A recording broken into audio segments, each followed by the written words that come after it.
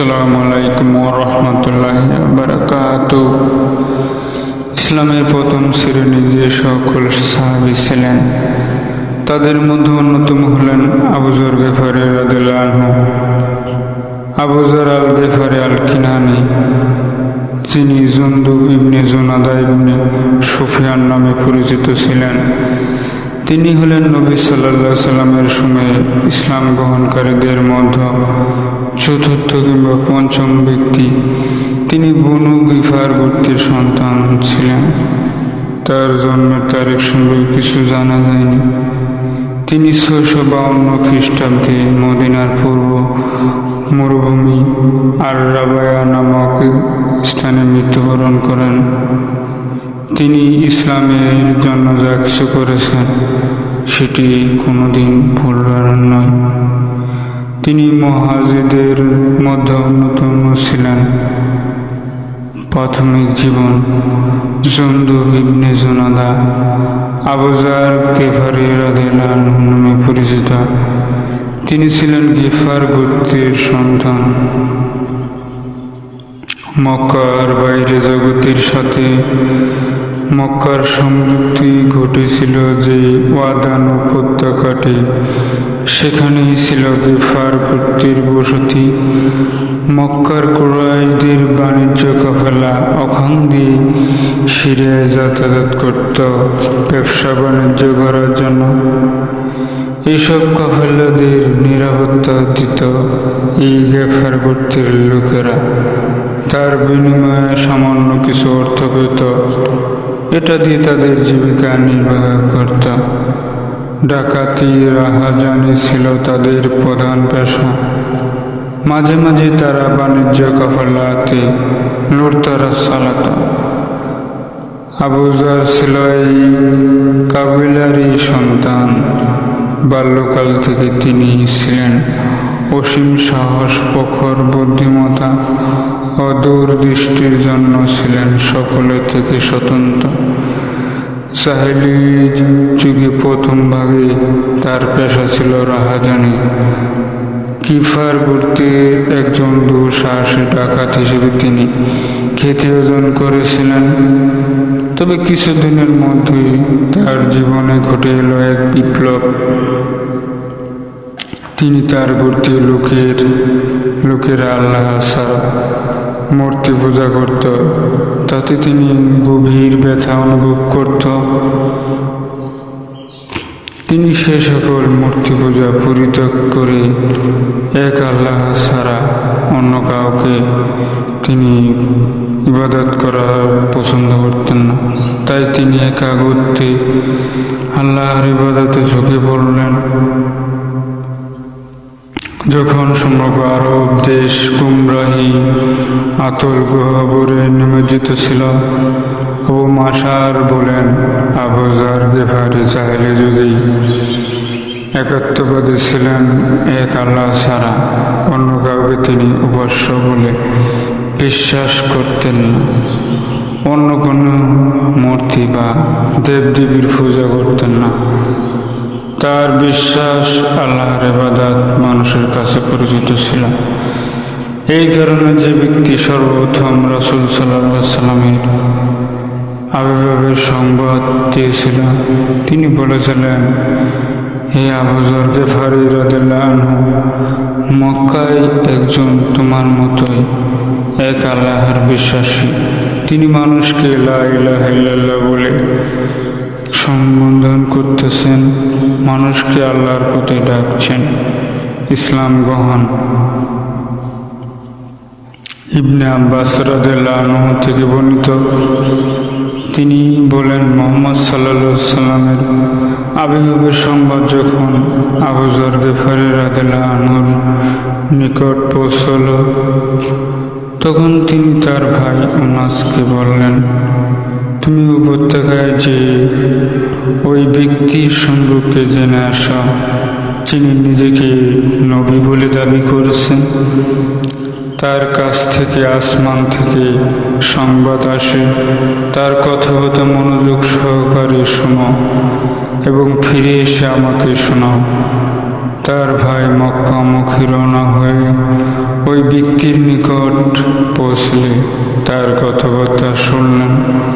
এরপর তিনি আবু যর গিফারী রাদিয়াল্লাহু আনহুর নিকট প্রত্যাবর্তন করলেন।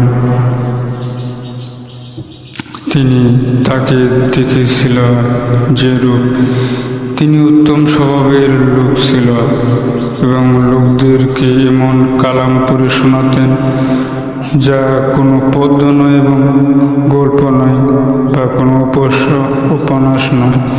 এতে আবু যর গিফারী রাদিয়াল্লাহু আনহু সন্তুষ্ট হলেন না, বললেন, আমি তোমাকে যে বিষয়ে পাঠিয়েছি সে বিষয়ে আমাকে সন্তোষজনক উত্তর দিতে পারলেন। এই কথা শুনে আবু যর গিফারী রাদিয়াল্লাহু আনহু সফরের উদ্দেশ্যে রওনা হলেন। সামান্য পুঁথি সংগ্রহ করলেন এবং একটি ছোট পানির মাসক সহ মক্কায় উপস্থিত হলেন। মসজিদে হারামে প্রবেশ করলেন। রাসূল সাল্লাল্লাহু আলাইহি সাল্লামকে তালাশ করতে লাগলেন। তিনি তাকে চিনতেন না, আবার কাউকে তার সম্পর্কে জিজ্ঞাসা করাও পছন্দ করলেন না। এমতো অবস্থায় রাত হয়ে গেল। তিনি মসজিদে শুয়ে পড়লেন। আলী রাদিয়াল্লাহু আনহু তাকে দেখে চিনতে পারলেন। লোকটি বিদেশি মুসাফির। যখন আবু যর গিফারী রাদিয়াল্লাহু আনহু আলী রাদিয়াল্লাহু আনহুকে দেখলেন, তখন তিনি তার পিছনে গেলেন।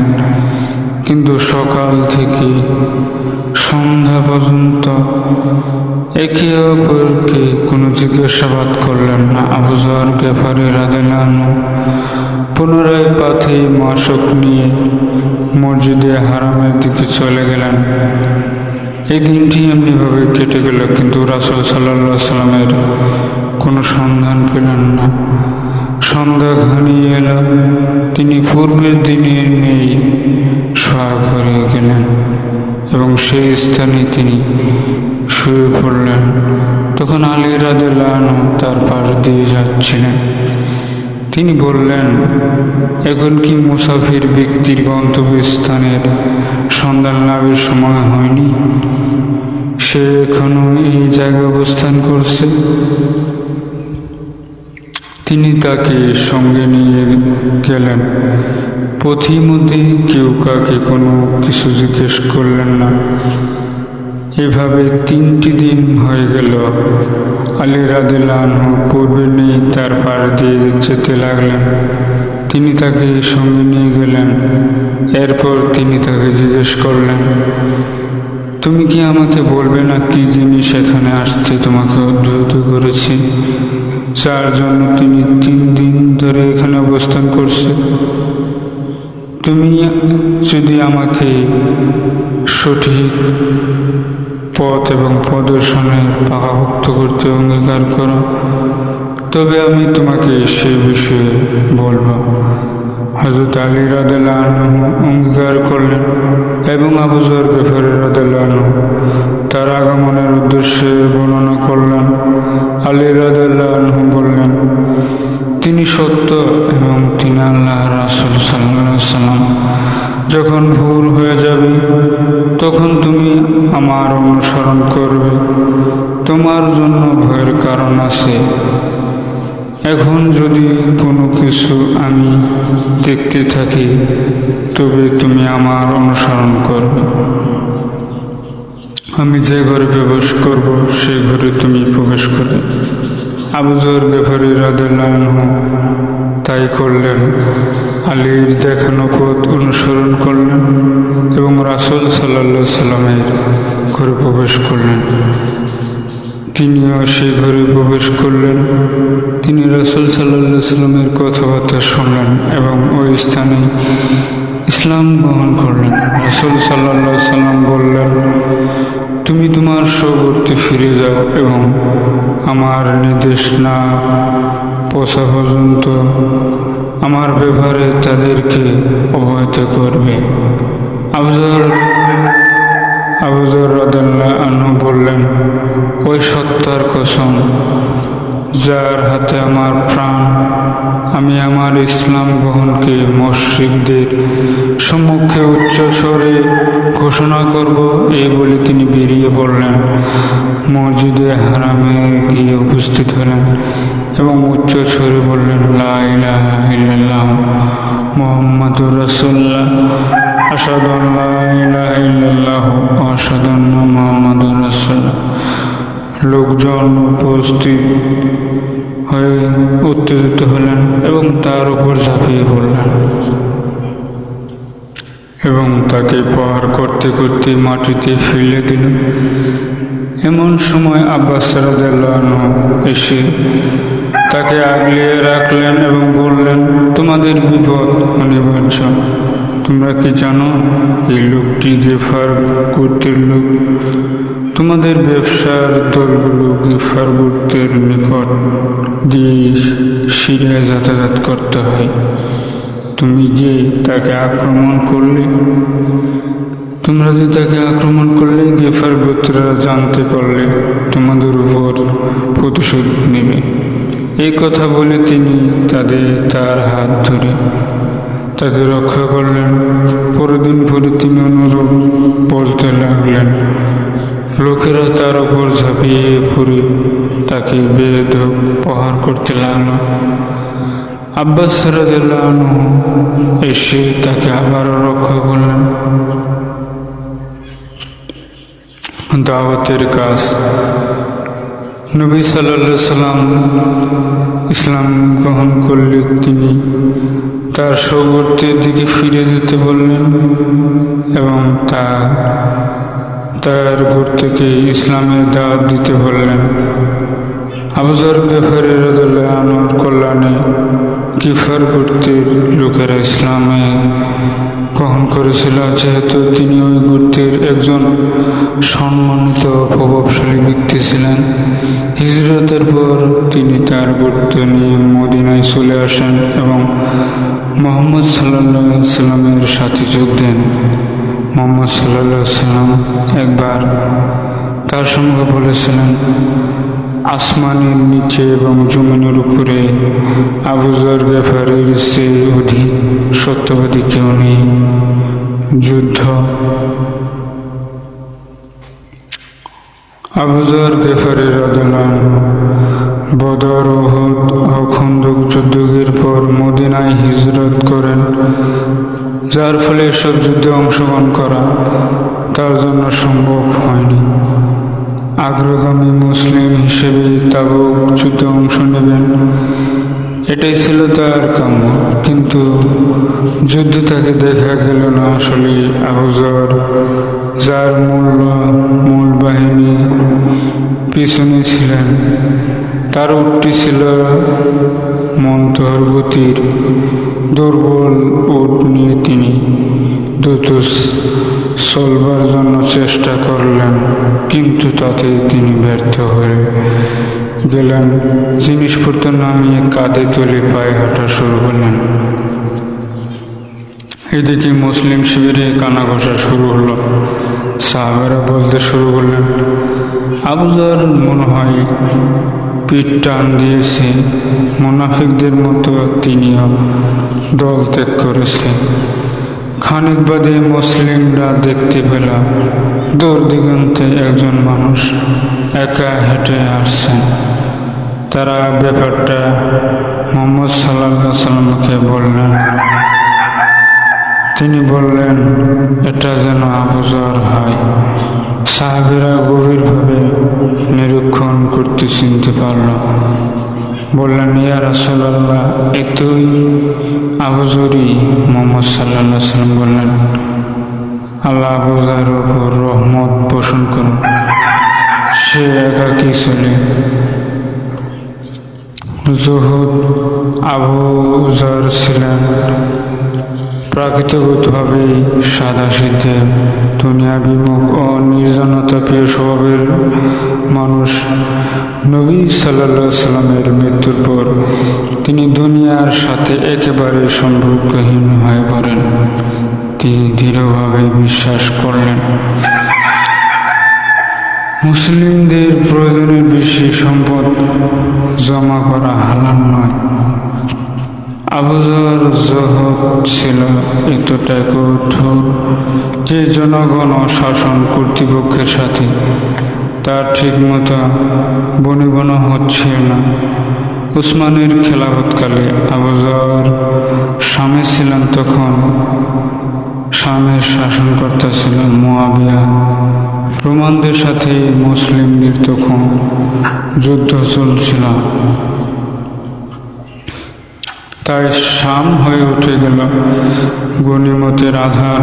প্রবল বিত্ত বৈভবের প্রবাহে আবু যর খুশি ছিলেন না, কারণ তিনি অল্পতে সন্তুষ্ট ছিলেন।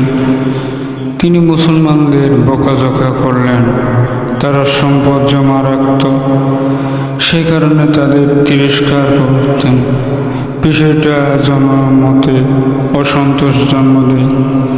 তাদের বক্তব্য ছিল, যাকাত দেওয়ার পর ওই সম্পদ চাইলে জমা রাখা যাবে, ইসলামের অনুমতি দিয়েছে। তাই গভর্নর মুয়াবিয়া উসমান রাদিয়াল্লাহু আনহুকে চিঠি দিয়ে ব্যাপারটা জানিয়ে দিলেন।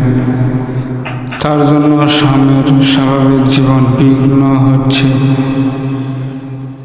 এরপর উসমান রাদিয়াল্লাহু আনহু তাকে মদিনায় ফিরে আসতে বললেন। আবু যর শাম ত্যাগ করে মদিনায় ফিরে এলেন। উসমান ইবনে আফফান বলেন, আপনি আমার কাছে থাকুন, দুগ্ধবতী উটনী প্রতিদিন সকাল সন্ধ্যায় আপনার দরজায় হাজির হবে। জবাবে তিনি বললেন, আপনার এই দুনিয়ার কোনো প্রয়োজন আমার কাছে নেই।